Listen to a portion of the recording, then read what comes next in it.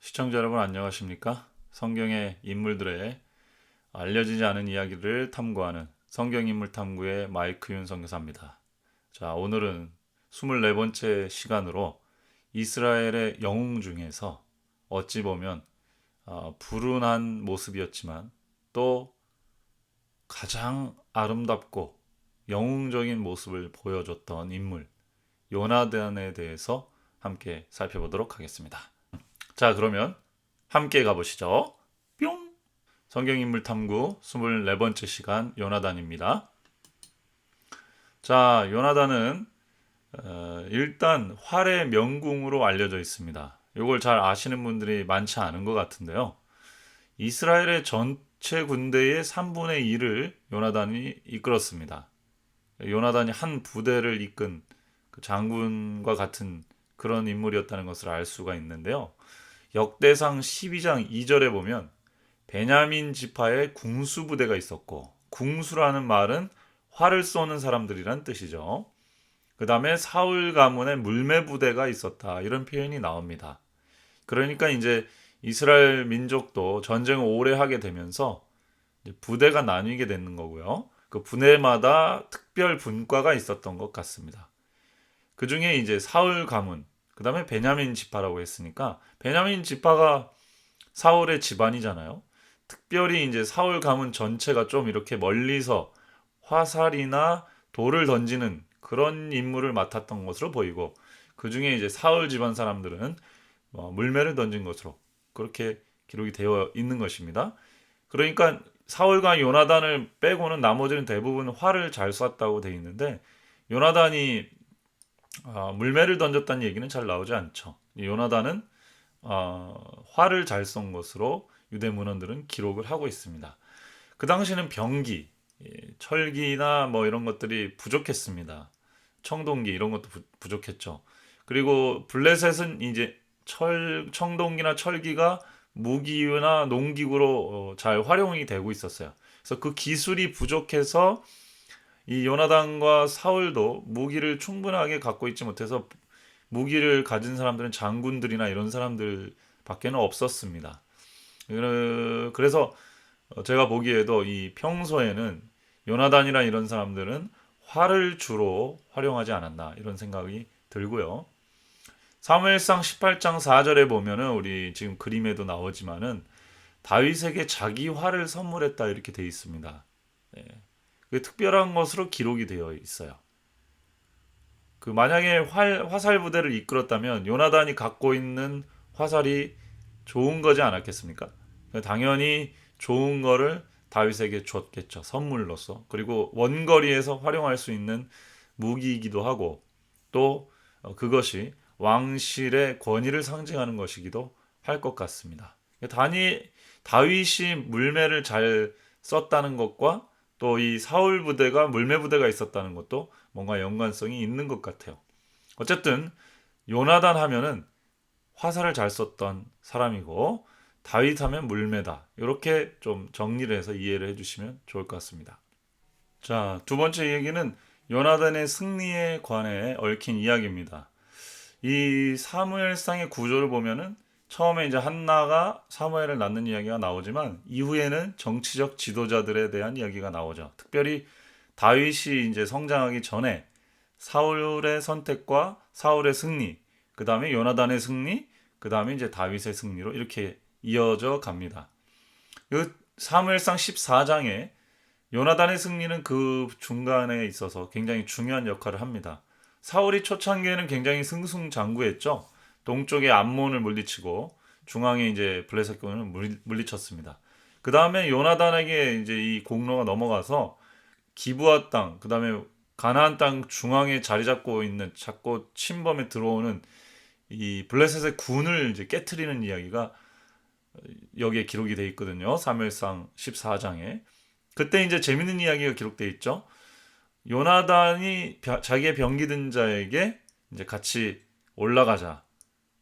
올라오라고 그쪽에서 얘기를 하면은 하나님께서 도우신 것이고, 다른 반응이 나타나면은 전쟁은 하면 안 되는 거다. 이렇게 군호를 짜고 들어갔는데 이제 블레셋 사람들이 올라와라. 덤벼라 이런 식으로 얘기를 했기 때문에 들어가서 싸운 것으로 그렇게 기록이 돼 있는데요.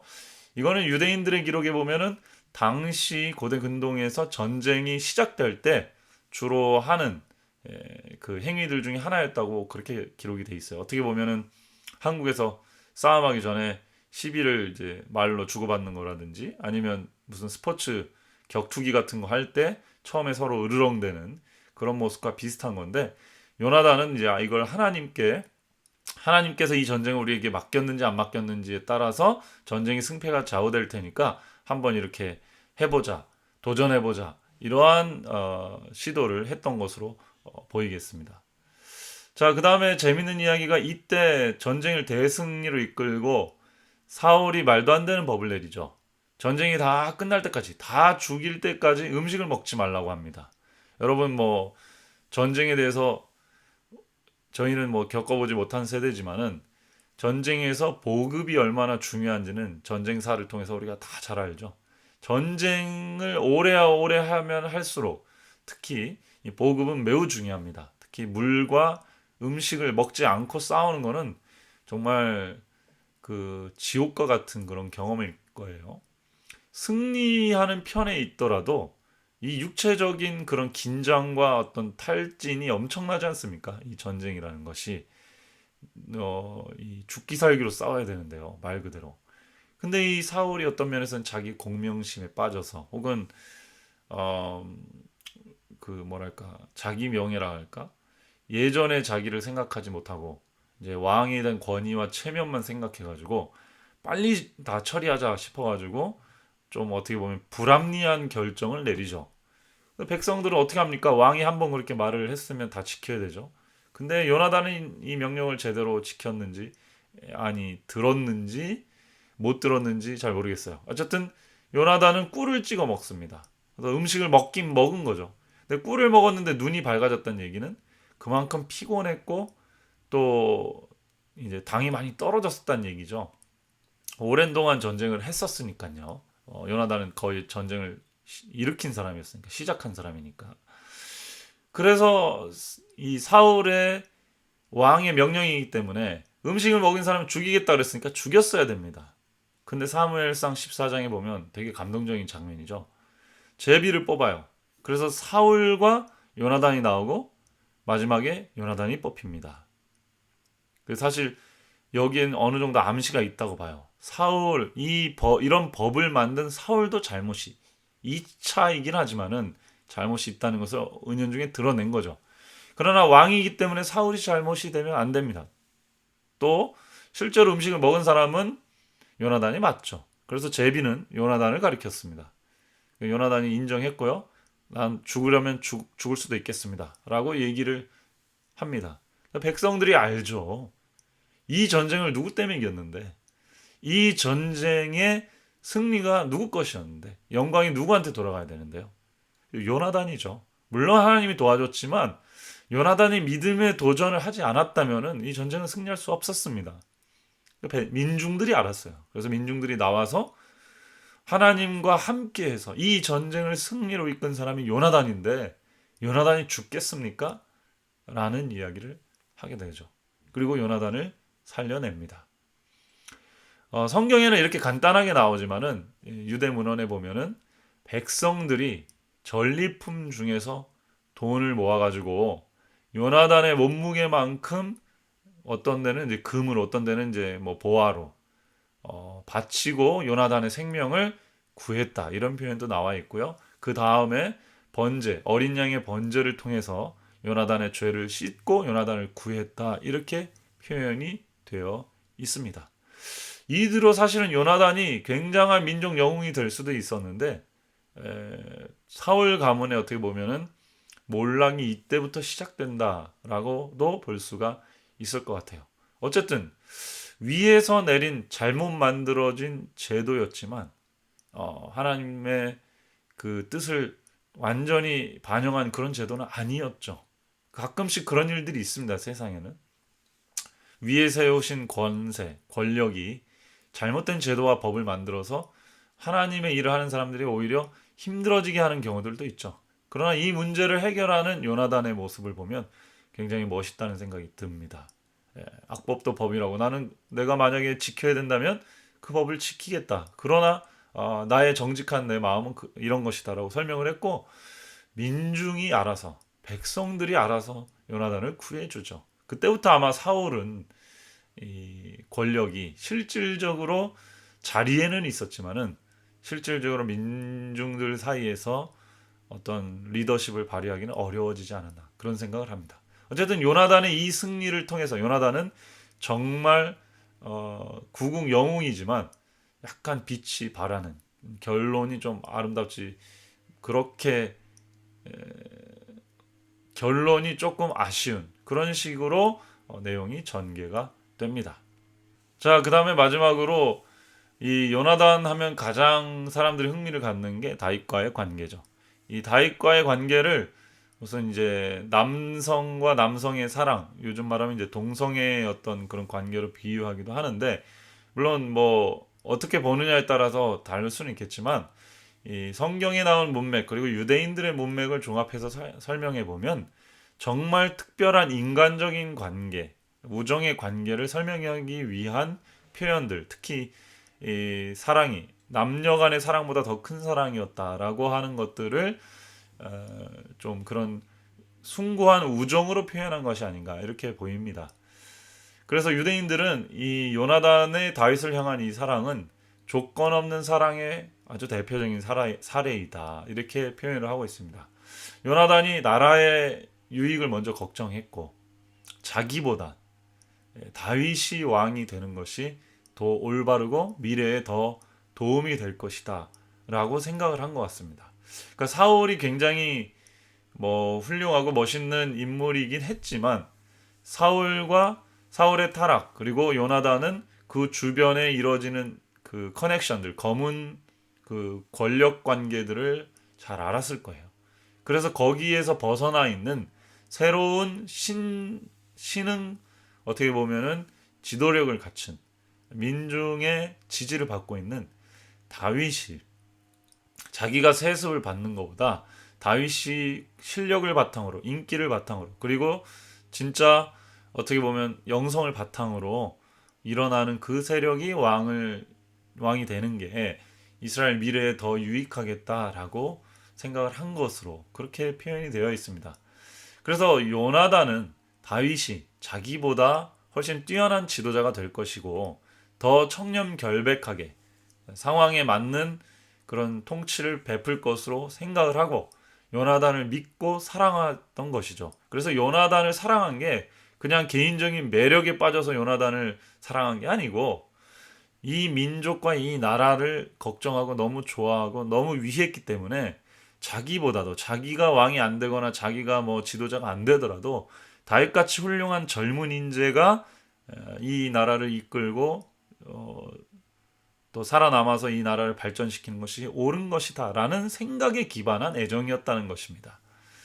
자, 재밌는 얘기가 뭐냐면 이 사람들이 이제 점점 평가가 다윗에 대한 평가가 요나단에 대한 평가 혹은 사울에 대한 평가를 이미 이제 앞서가고 있으니까 사울이 사람들을 불러 모아서 요나단이 얼마나 훌륭한지 요나단이 다윗과 전혀 뒤처지지 않는다. 다윗에게 전혀 떨어지지 않는다. 이런 얘기들을 막 하고 다니면서 요나단에 대한 정치 운동을 사울이 이제 벌였던 것으로 그렇게 표현을 합니다만 사울의 이러한 일은 오히려 요나단의 점수를 깎아먹거나 요나단에게는 오히려 아버지에 대한 신뢰를 잃게 되는 그런 모습으로 기록이 돼 있어요. 그래서 사울은 어떻게 보면 인간적인 욕심에 이 왕권을 인간적인 재산이나 권력으로 자기가 소유할 수 있는 것으로 생각을 했다면 요나단은 이것은 하나님이 특별한 선택을 한 자리이고 또 하나님의 은혜라서 이거는 내가 원한다고 되는 게 아니고 또 자기가 자리가 맞지 않는다면은 그것은 기꺼이 양보할 수 있는 것이다. 그래서 다윗과 같이 은혜를 입은 사람, 하나님을 잘 알고 하나님과 동행하는 사람이 이 나라의 지도자가 되는 것이 맞고 이미 사무엘도 그런 식의 이야기와 선택을 한 것을 받아들였다는 것이죠. 그런 의미에서 요나단은 다윗에 좀 가려있지만 정말로 훌륭한 인격을 가진 지도자가 아니었나 이런 생각을 해볼 수가 있습니다. 자, 이렇게 해서 오늘 요나단에 대해서 살펴보았습니다. 요나단은 참 멋있는 사람이에요. 가장 멋있는 사람 중에 하나일 수도 있겠습니다. 다윗이나 요나단 모두가 다 큰 성공을 이룬 사람이죠. 영웅적인 행위를 통해서 우리는 큰 성공을 이루는 사람들을 많이 봅니다. 그러나 영웅적인 희생과 양보는 그 향기가 더 짙은 것 같습니다. 어떤 의미에선 다윗보다 요나단의 이러한 그 임팩트가 더 크게 다가와요. 왜냐하면 다윗은 이후에 좀 오점을 몇 점 남기면서 그의 초창기 인생의 어떤 내용이 왕이 되고 나선 좀 흐릿해지는 그런 모습이 나타나잖아요. 근데 요나단은 그렇지 않죠. 끝까지 순결하고 고상한 상태로 기억이 됩니다. 사울과 다윗의 어떤 정쟁 속에서 정말 때묻지 않고 순결하게 피어난 백합과 같은 그런 존재. 그게 요나단이 아닌가 싶어요. 많은 사람은 1인자를 꿈꿉니다.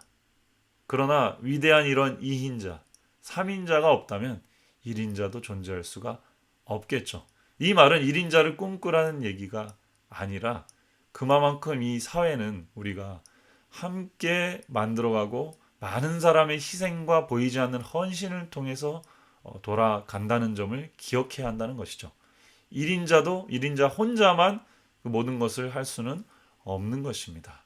너무 상식적인 이야기지만 기독교 세계에도 마찬가지가 될 것이에요. 훌륭한 목사님만 있다고 해서 교회가 다 돌아가는 것이 아니죠. 보이지 않는 위치에서 각자의 맡은 일을 성실하게 담당해 주기 때문에 스포트라이터를 받는, 또 제일 사람들이 많이 보이는 자리에서 은혜와 감명을 끼칠 수 있는 사람이 그 일에 집중할 수 있는 것입니다. 많은 사람들은 스타를 꿈꾸고 스타를 좋아하지만 정말 진정한 박수를 받아야 될 분들은 능력이 있음에도 또 충분히 욕심을 낼 만한 그런 거리에 있음에도 불구하고 묵묵히 자기의 일을 감당하는 요나단과 같은 숨은 인재들이 아닌가 싶습니다. 오늘 저희도 이 요나단의 이러한 아름다운 모습, 미래를 걱정하고 정말 백성을 고민하고, 그래서 기꺼이 무조건적인 사랑과 희생으로 양보하는 뒷모습이 아름다운 그러한 어른들이 되었으면 참 좋겠습니다. 자, 제가 준비한 영상은 여기까지고요. 다음 시간에 더 좋은 컨텐츠로 돌아오도록 하겠습니다. 여러분 감사합니다. 바이바이.